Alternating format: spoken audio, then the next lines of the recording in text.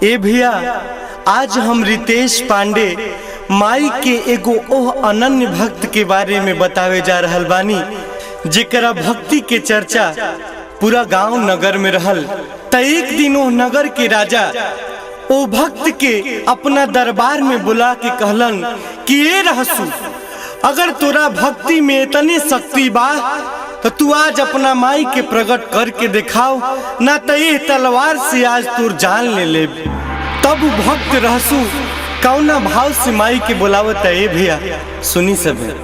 आ जाए मैरिया, आ जाए मैरिया।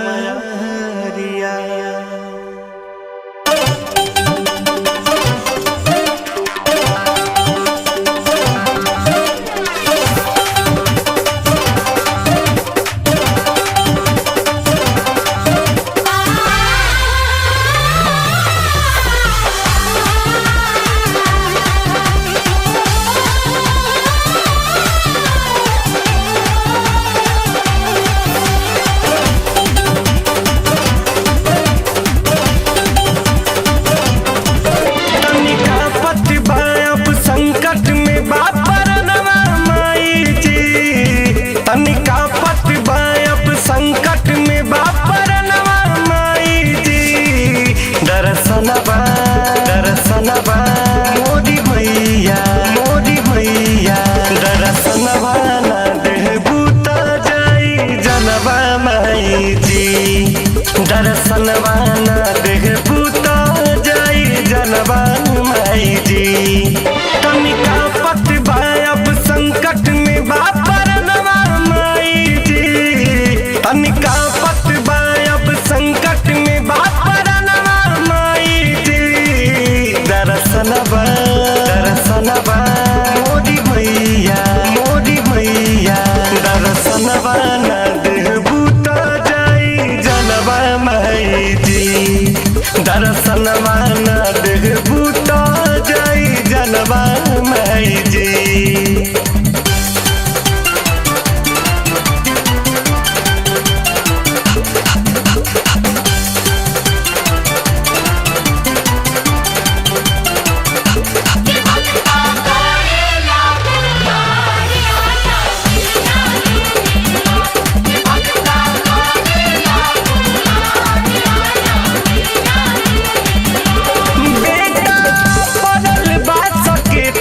दरबार में धर्म डूबता है माई बीच धार में।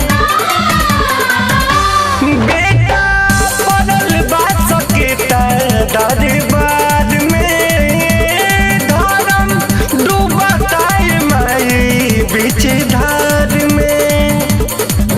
विश्वास बाटे बस देखे राह नयनवा माई जी। विश्वास बाटे बस देखे राग नयनवा माई जी। दरसनवा, दरसनवा, मोदी भैया, मोदी भैया, दरसनवा ना देहबू त जाई जनवा माई जी।